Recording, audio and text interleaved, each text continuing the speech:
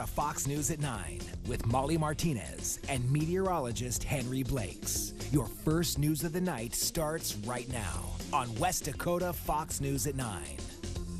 Good evening, I'm Molly Martinez. We begin tonight with a fight at the state capitol. Governor Doug Burgum says his veto dispute with the legislature should have been solved months ago. The legislature filed a lawsuit against Burgum on his use of veto power. Back in June, Attorney General Wayne Stenjum issued an opinion that sided with the legislature.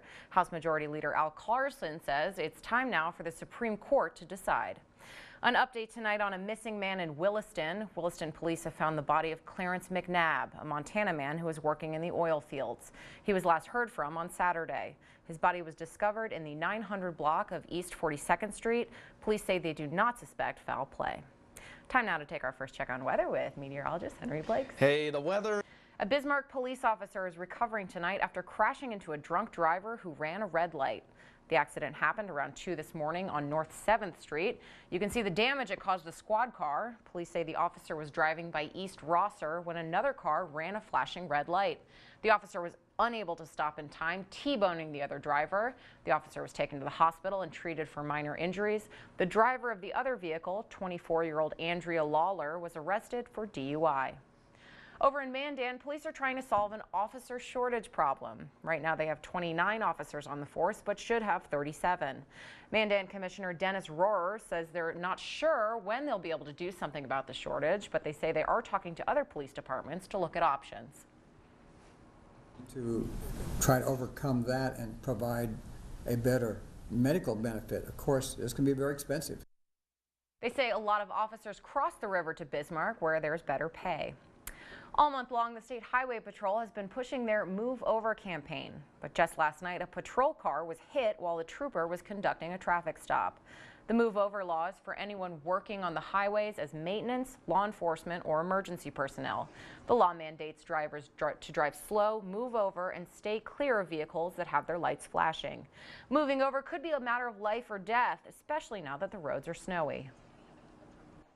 The travel itself is hazardous. We need to be cautious. Anytime you see emergency vehicle or first responders alongside the road, it's always good just to slow down a little bit.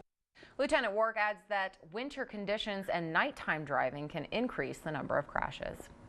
In medical news, according to the GOP, the new tax plan will make it easier to deduct medical expenses. But according to experts, the new package could mean trouble for the state's insurance markets. Andrew Horn explains. Stabilizing the insurance markets has to be a priority, according to John Gottfried. It's on life support already, and so with or without that individual mandate, that individual market was going to have some major trouble next year.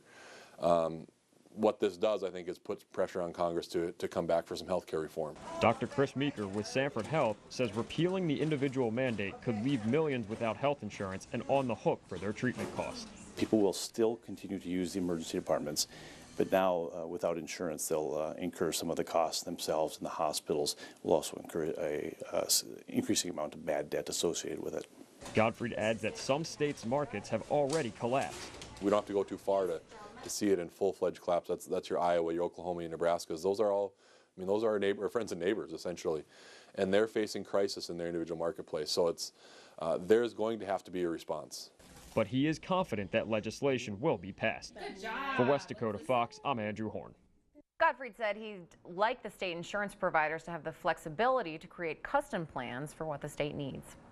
In education news, some colleges take pride in an iconic campus landmark. Ask any Bismarck State College student what theirs is, and they'll tell you it's the Jack Science Center. But the center seems to be outshining a key department that's hidden inside. Education reporter Cynthia McLaughlin has the story. Well, winter is upon us, which means it's time to hit the slopes. But in a state that's not known for its acclivity, it can be hard finding hills. But reporter John Salling did just that. Welcome back. A day after passing historic tax reform, today lawmakers scrambled to avoid a government shutdown. Reporter Steve Nans was there and gives us the play-by-play.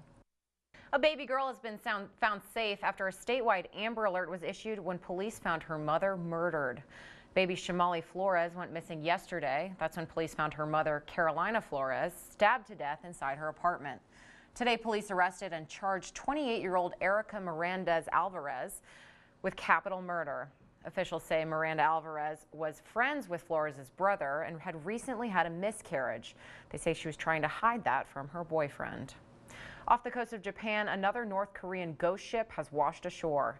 The Japanese Coast Guard says almost 100 of these boats have washed ashore this year alone, inside the decomposing bodies of North Korean fishermen. It's raising concerns about the conditions in North Korea. Tonight, the NTSB is investigating a small plane crash in Tennessee. According to the sheriff, one person was killed when the plane went down in Franklin around noon. The crash happened in someone's front yard. The sheriff says a neighbor tried to help the pilot, but it was too late. Officials in Las Vegas say they've finished installing nearly 800 steel safety posts along the Las Vegas Strip. The posts are intended to keep pedestrians safe. All of the posts are connected by underground steel frames. They can withstand a head-on collision from a 15,000-pound vehicle traveling at 50 miles an hour. The move follows incidents of drivers running over pedestrians in New York and Barcelona. Let's take it over now for some good news, hopefully, to meteorologist Henry Blakes. Yeah, hopefully this is good news if you like bitter cold temperatures. Welcome back. Downtime at work could be costing companies big time. American workers are spending hours surfing the net, avoiding actual work, and they are costing companies upwards of $10 billion a year. That's according to research by the Journal of Applied Psychology. This idle time is when an employee is on the clock but unable to get any work done.